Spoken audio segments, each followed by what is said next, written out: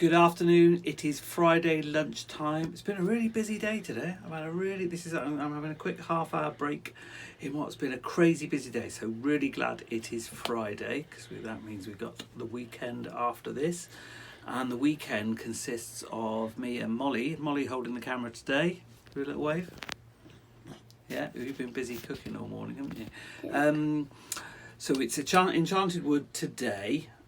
And then obviously you and me take over at the weekend doing picture books, and we were just having a little chat before we switched the camera on about what books it might be. So I think we might have a Herman letter or Herman holiday. Well, there's two. Book. Yeah, there's two Herman books: a Herman's holiday or Herman's letter. So we'll probably do one of those, and that's Secret Garden one, the one with the roof garden. I'd quite like to do that one. Yeah. So we'll pick some nice books for us in the next couple of days. I'm going to put my glasses up properly because I've noticed that in all the previous films, I'm continually pushing me lenses, so I obviously need to get this tightened a bit. Right. Anybody shout out? Can you think of anybody? Can't think of anybody. Anybody that we haven't already shouted out to? No, can't think of anybody. Hope you've got a better day where you are today. It's yuck here today. It's cold. We're down in our little, the girls' hut, but it's a bit cold today, and it's wet, and it's a bit yucky outside. So it's sooner we get back to the sun, that'll be nice. Right, shall we get back to the land of Take What You Want? So we're up to chapter 18 of the Enchanted Wood. Like we say, last one of the week, and then it's picture books after today. I like this one because you can ask whatever you want. Yeah, no, this is exciting. This is because not all the lands are nice lands, but I think from what I can remember, this is a nice land. Right, the land of Take What You Want. The next day was very fine. The children helped their mother to clean the whole house, and Joe proudly brought in some fine green beans and lettuces from the garden, which he'd grown himself. Mother was pleased. "You can go off and play after lunch if you like," she said. "You've been very good today." The children looked at one another in glee. Just what they'd hoped for. Good. "Come on, Joe," said after lunch. "We won't waste any time." "What about something to drink?" said Beth. "Shouldn't we take some lemonade with us?" "I should think we can get lemonade all right from the land of Take What You Want," said Joe with a grin. So they all ran off, waving to Mother as they went. They were soon in the enchanted wood, hearing the trees whispering secretly to one another. Whisha, whisha, whisha. They ran through the bushes and trees to the faraway tree, and up they went.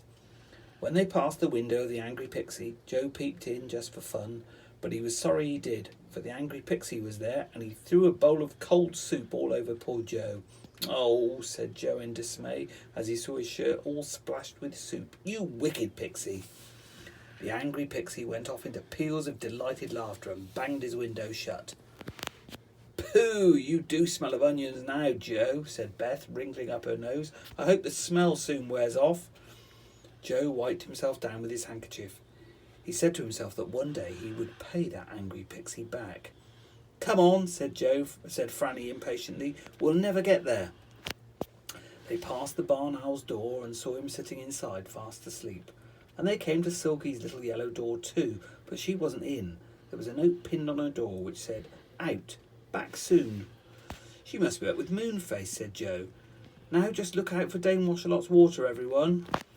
It was a good thing he reminded them, for not long after that a fine waterfall of soapy suds came pouring down. Franny screamed and dodged, and so did Beth. Joe got some on his shirt, and he was very cross. "Never mind," said Franny with a giggle. "It'll wash off some of that onion soup, Joe." They went on up and came to Mr. What's-his-name's. He was, as usual, sitting in a deck chair fast asleep with his mouth open, and beside him, also fast asleep, was the old saucepan man, looking most uncomfortable, draped round as usual with saucepans and kettles. "Don't wake them," whispered Joe. "We'd better not stop and talk." So they crept by them, but just as they'd got to the next branch, the saucepan man woke up. He sniffed hard and jabbed Mr. What's-his-name. "What's the matter? What's the matter?" said his friend. "Can you smell onions?" asked the saucepan man. "I distinctly smell them. Do you suppose the faraway tree is growing onions anywhere near us today? I love onion soup." Joe and the girls laughed till they cried. "It's the onion soup on your shirt that the saucepan man smelt," said Beth. "My goodness, they'll spend all the afternoon looking for onions growing on the faraway tree." They left the two funny old men and went climbing up, and they got nicely caught by Dame Washalot's second lot of water. She was doing a great deal of washing that day, and she emptied a big wash tub just as the three children were nearly underneath. Slishy, sloshy, the water came pouring down and soaked all the children. They gasped and shook themselves like dogs. "Quick," said Joe. "We'll go as fast as we can to Moonface's house and borrow some towels from him. This is dreadful." They arrived at Moonface's at last. Old Moonface and Silky rushed out to hug them, but when they saw how dripping wet the children were, they stopped in surprise. "Is it raining?" said Moonface. "Have you had a bath in your clothes?" asked Silky. "No, it's just Dame Washalot's water as usual," said Joe crossly. "We dodged the first lot, but didn't manage to dodge the second lot. Can you lend us towels?" Moonface grinned and pulled some towels out of his curved cupboard. As the children rubbed themselves down, Moonface told them all about the land of Take What You Want. "It's a marvellous land," he said. "You're allowed to wander all over it and take whatever you want for yourselves without paying a penny. Everyone goes there if they can. Do come and visit it with me and Silky." "Is it quite safe?" asked Joe, rubbing his hair dry. "Oh yes," said Silky. "The only thing is we must be careful not to stay there too long, in case it leads to the faraway tree and we can't get down. But Moonface says he will sit by the ladder and give a loud whistle if he sees any sign of the land moving away." "Good," said Joe. "Well, there are plenty of things we want, so let's go now, shall we?" They all climbed up the topmost branch to the great white cloud, and the ladder led through the hole as usual to the land above. One by one they climbed it and stood in the strange country above the magic cloud. It was indeed strange. It was simply crowded with things and people. It was quite difficult to move about. Animals of all kinds wandered here and there. Sacks of all sorts of things, from gold to potatoes, stood about. Stalls of the most wonderful vegetables and fruit were everywhere, and even such things as chairs and tables were to be found waiting for anyone to take them. "Good gracious," said Joe, "can we really take anything we want?" "Anything," said Moonface, settling himself down by the ladder in the cloud. "Look at those gnomes over there. They mean to take all the gold they can find." The children looked where Moonface was pointing. Sure enough, there were 4 gnomes hauling at all the sacks of gold in sight.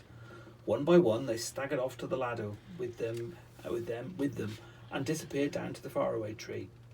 Other fairy folk hunted for the different things they wanted: dresses, coats, shoes, singing birds, pictures, all kinds of things.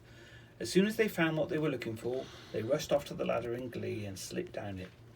Moonface found it fun to watch them. The others wandered off, looking at everything in surprise. "Do you want a nice fat lion, Joe?" asked Silky, as a large lion wandered by and licked Silky's hand. "No, thank you," said Joe at once. "Well, what about a giraffe?" said Silky. "I believe they make fine pets."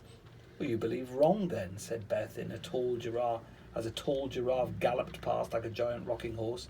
"Nobody in their senses would want to keep a giraffe for a pet." "Oh, look!" cried Fanny, as she came to a shop in which stood a great many large and beautiful clocks. "Do let's take a clock back home." "No, thank you," said Joe. "We know what we want, and we'll take that and nothing else." "I think I should like a clock," said Silky, and she picked up a small clock with a very smiley face. It had 2 feet underneath, which wiggled hard as Silky picked up the clock. "It wants to walk," said Beth with a scream of laughter. "Oh, let it, Silky. I've never seen a clock walk before." Silky put the clock down, and it trotted beside them on its big flat feet. The children thought it was the funniest thing they'd ever seen. Silky was very pleased with her new clock. It was the kind that chimed every hour on the hour, and sometimes in between too, and it had to be wound up with a key overnight to keep it ticking. "Just what I've always wanted," she said. "I shall keep it at the back of my room." "You don't suppose it will stay there, do you, Silky?" asked Beth. "It will wander around and poke its nose into everything you're doing, and if it doesn't like you, it'll run away." "Ding dong, ding dong," said the clock suddenly in a clear voice, making them all jump. It stopped walking when it chimed, but it ran after the children and Silky again at once. It really was a most extraordinary clock. "Now we really must look for what we want," said Joe. "Are those hens over there, Beth?" "Yes, they are," said Beth. "Good. Come along and we'll get them. Oh, this is really a lovely land. I'm glad we came. What fun it will be getting everything we want. I do wonder what Mother will say when we get home. Da, da, da, da, da, da, da. And there's the hens. There's Silky. So that's what Silky looks like. We've not seen a picture of Silky yet. So Silky, and that's either, is that Beth or Franny? I think that's Beth. I think that's Beth. And they're Because the hens. Franny's a littler. Oh, Because right. she's... I don't really know her. I think she's about 7. Oh, right. Okay. Like the others about... The hens look about the right size. I picture Silky as being smaller than that. Do you? Or do you? Because she's almost the same size as. Yeah, because There's Beth, Beth, I isn't think she? Beth and Joe are a bit like 9, and I think Franny's about 6. Oh, right. Maybe. Okay, maybe.